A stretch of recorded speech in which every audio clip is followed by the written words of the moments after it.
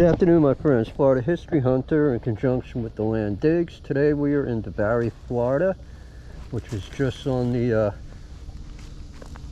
north side of the St. Johns River from Sanford, Seminole County, and we're in the southern Volusia County, southwest Volusia County, right up against the St. Johns, which is over this ridge right here. And this particular park called Three River or something like that, if I'm got the name right, is a city park that it's set up like a 21-hole course. It's a frisbee golf course, and there's also nature trails here.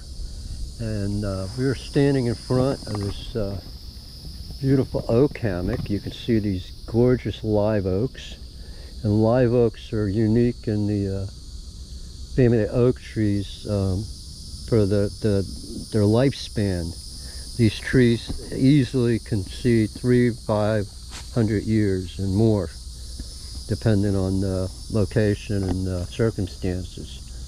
And what I know from being an explorer is when you got water and you got oak hammocks, it's a for sure that you're going to find that there was indigenous peoples living here. And so our walk today, we're gonna explore the evidence of such peoples, and we can kind of see that out to this area here, it's kind of flat, and then as we came walking up, there's a bit of a ridge right here, and the ridge is actually an ancient garbage dump.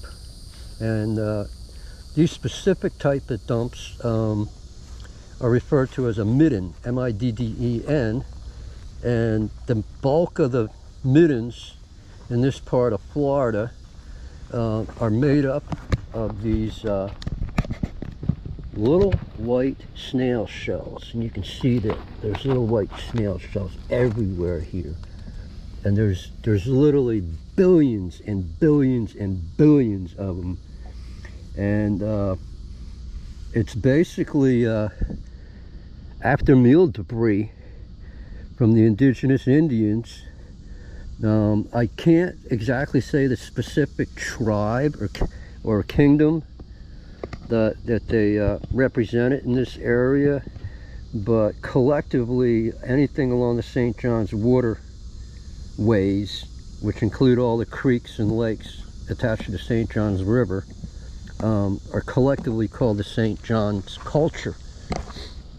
And so as you go up and down the river and lakes and creeks and all, there were different tribes that went by different names. And there's unknown amounts of unnamed tribes.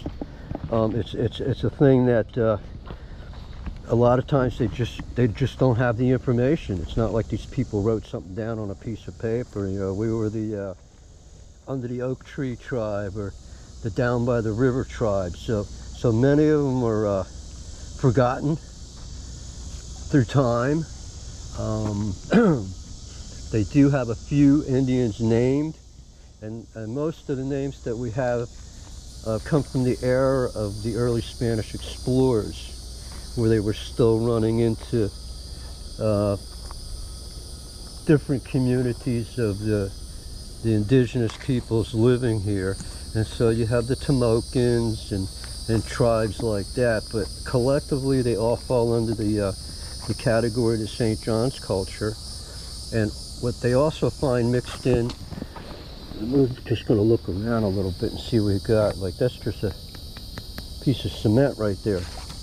So you don't want to dig.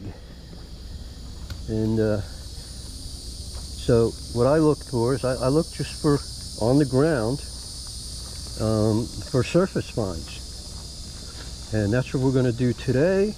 We're going to see if we can find some surface finds other than leftover snail shell remnants. They ate a lot of escargot, people, like we eat popcorn at the movies. They had snails at every meal, and that's just something I'm guessing, only because of the mass amount of snail shells that we find spread across these areas. The inland Indians, the bulk of their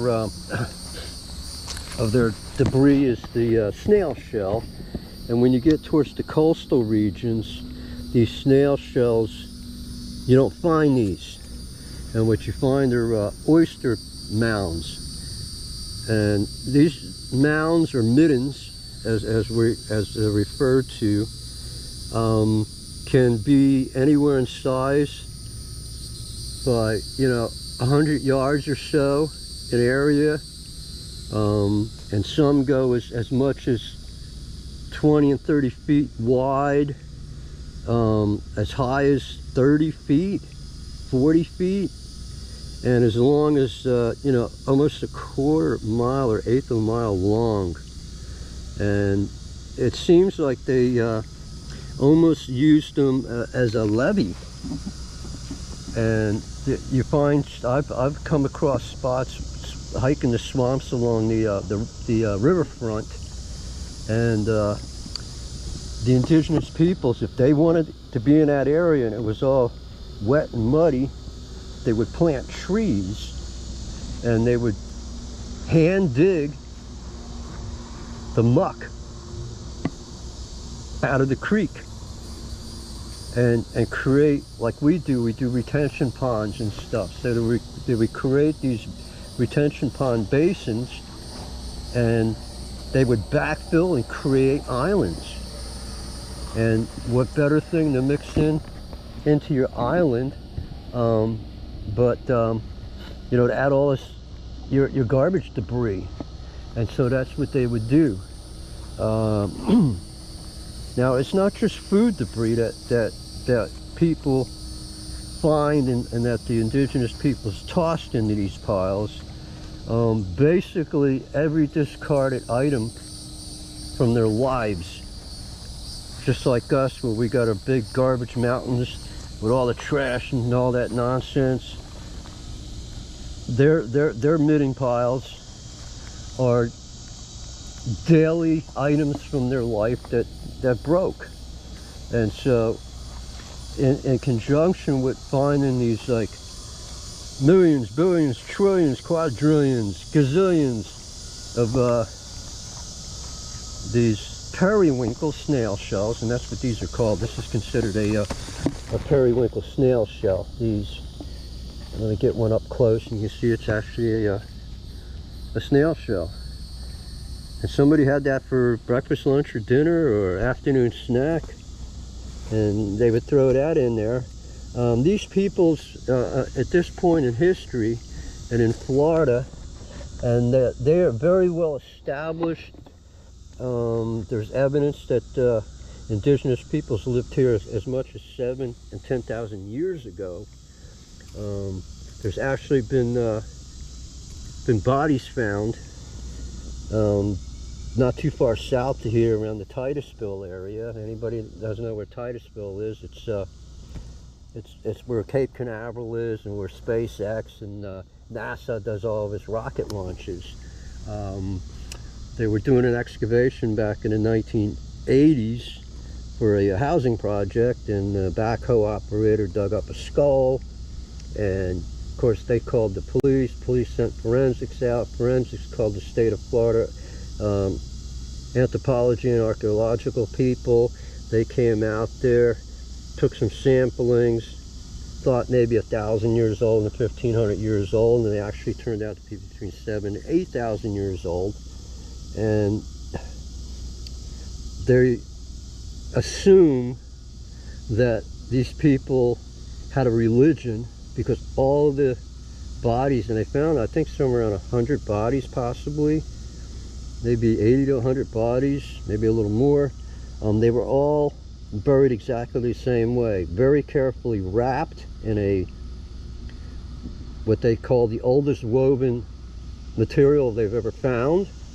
They were all laid on their sides facing north in a fetal position, and they were all staked into position excuse me, like a teepee staking. So it was almost like a teepee tenting like this, of stakes to hold them down in the mud. And so they were preserving their next of kin, and had possibly been doing that for thousands of years. And incredibly, these people had an understanding of nature and an understanding of how things worked. And they knew if they just left the body laying on the ground, you know, the animals would get it. And if they threw it into the lake or something, they knew that the animals would get them also. So what they would do, they would bury it in the mud. And if you know anything about mud, mud is oxygen free. Like when they find these bodies in bogs and in marshes. I mean, these people were very highly advanced. And the knowledge of herbals and their ability to coincide with nature has not been matched since then. Also, a little side note, Florida leads the world in the discovery of dugout canoes.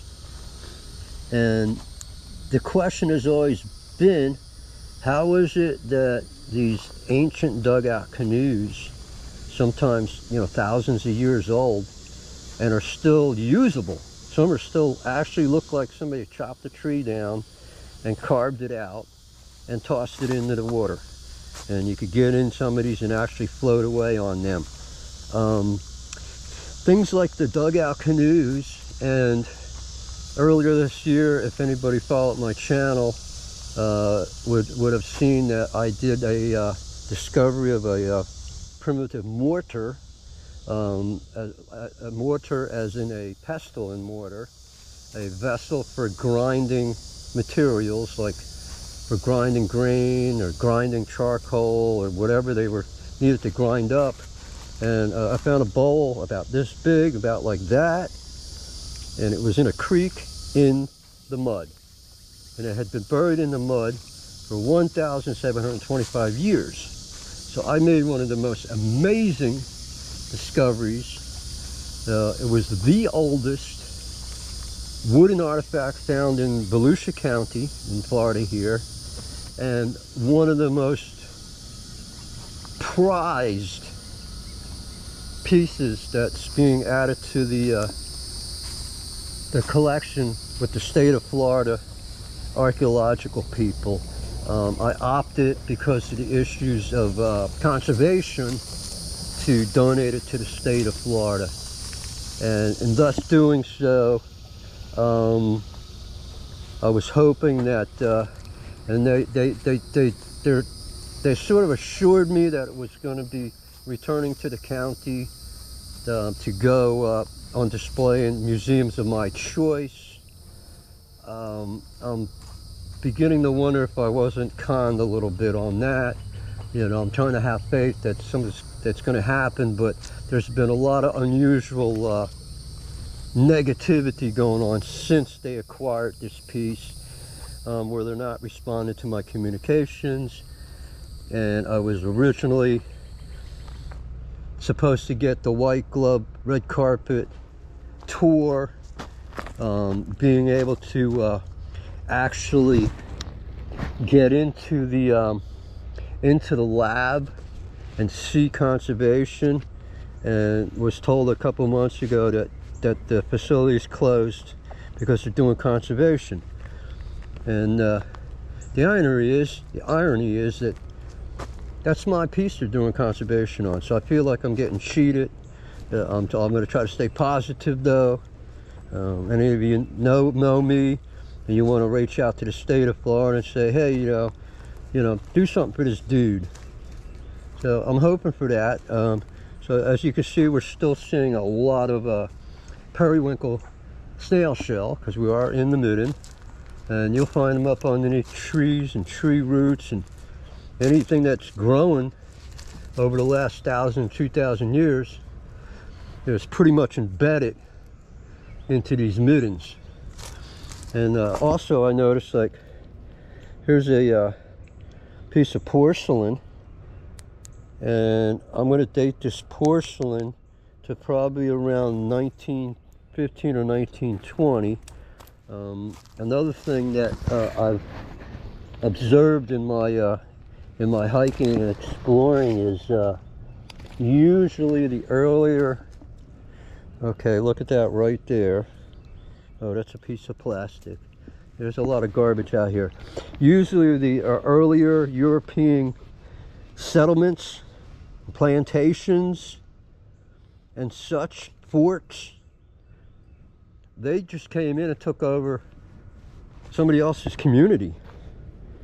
You know, you got people running around with bows and arrows, and these guys are coming over with you know, powder and guns and stuff, and all kinds of flashy metals and things like that. You know, we have to remember also that they didn't have metals in this part of the Americas. And so all of the tools that were used to make anything were either shell or rock. And so let's backstep a little bit and talk about why certain items survived that long, especially wood items. And it all goes down to how prized a specific object was to a tribe. And the two top prized items would be the dugout canoes and the mortars, because of the difficulty in making those two items. Because remember, you know, if you got a solid tree that's like 20 feet long and, you know, like I don't, gigantic like that, and you only have seashells and rocks, you can imagine how long it's going to take a person to carve an item out of a hard piece of wood. And they used hard wood too. I mean, you don't want to use this piece of soft wood and make a canoe and the thing's going to be rotting away, you know, being out there not being used. So they were using cypress, pine, a few gumbo lumbo, and so knowing that these things were highly prized and valuable, and knowing that that only a handful of people were craftsmen enough to actually make these things, when they were not being used, they would actually sink them into the mud and then bury it. You know, if it was like they would sink their canoes and the mortars, like lots of mortars, and the next time they needed it, because it was out of the sun in an oxygen-free environment, you know, they just dig it out, wash the mud off, climb in the canoe and zip away. Or they would take the mortar out, wash it off, dry it out, and start grinding whatever materials they wanted to grind. And so I don't know if they learned this from their burials, or they started doing their burials the same way, to preserve their people that passed away. And they actually, in that 8,000-year-old gravesite that they found, and this is kind of bizarre too, is that there was still soft tissue, brain tissue. Now I'm on a gigantic midden right now. I just came off the ridge and we're coming up a hill again. And this entire hill right here, I'm going to start heading towards the river. This entire hill right here, and we're from river level right now. We're about 25 or 26 feet up in the air. It's all midden, all shell. Just thought I'd throw that footnote in there. So also one of the discoveries they made, and one of the skeletons they removed, the stomach still had food contents. from the, look at this, it's an old washing machine basin or something. I got buried back here. I don't know, it could have been like the 40s, 50s. You know, people used to just drive back here when it was all woods and just throw stuff away. So they actually knew what that woman ate the day she died. She had berries and she had some other residues still in her stomach. And I think that's really cool that that was discovered. So here we can see a lot of loose shell debris, and that comes from animals. It comes from trees growing up and pushing things out. We can see a burrow up in there, and you know, so there's really no need to dig. And so what I do is I just look at the spillage down here, and I want to just see if there's anything that may be an artifact. Sometimes it's hard to distinguish that between just organic debris, because the pottery, that's, you know, the pottery that they used was made out of clay, and you know, it's hard to see a brownish or a grayish clay in a bunch of brown and gray organic debris. But you know, we're going to keep looking, and again, you know, very careful, because this is parklands.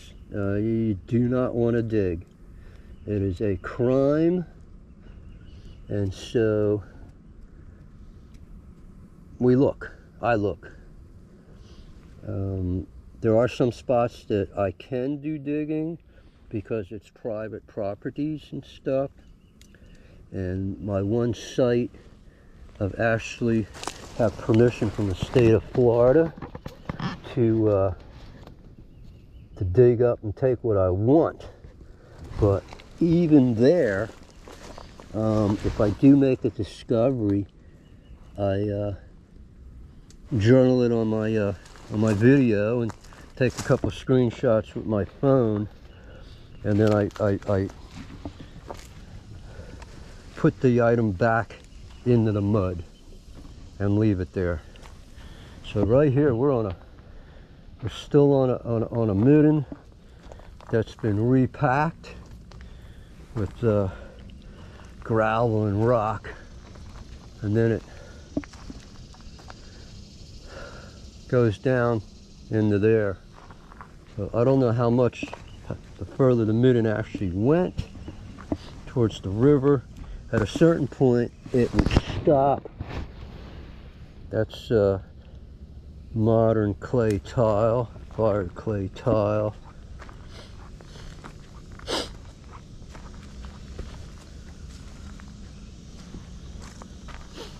I definitely see that ridge right there is definitely midden. I mean, you can see the periwinkle snail shell up through there. I need to be a little cautious today. This was sort of an unplanned trip. I didn't read the paperwork correctly when I left the house this morning, and realized that I showed up for my medical appointment 24 hours and 30 minutes earlier than I was supposed to. So on the way back I got off the interstate and came down the local highway, and decided it'd be a good afternoon midweek to come out here and just take a nice slow walk around. So it appears there's not too much midden here, and there doesn't seem to be too much going towards the river, but there's definitely a very large ridge off to the left of me in the trees.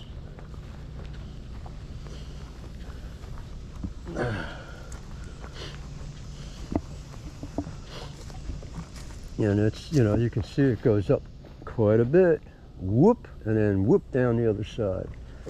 We're going to sneak up through here like this. I got to make sure. I got to keep an eye out. See, this is the Midden right here. You can see it's going up, up, up, over, and then back down again.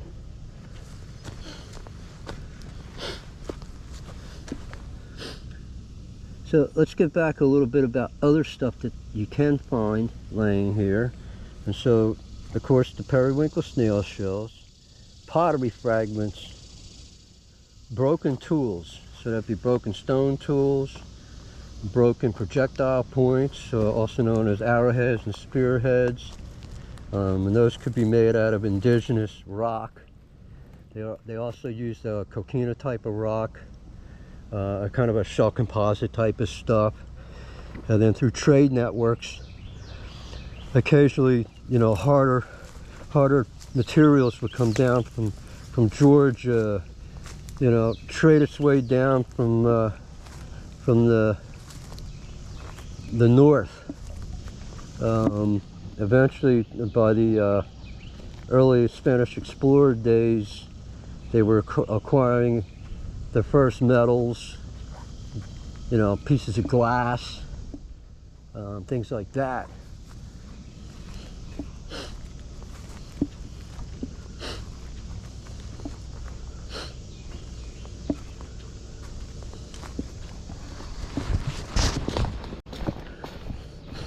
So I need to be careful that I don't walk up on any snakes, because there's in this area there's rattlesnakes, pygmy rattlesnakes, coral snakes. Real nice. Look at the beauty of this vine right here. I got a lizard right here. Look at this beautiful vine. Just going round and round and round and round, and then up.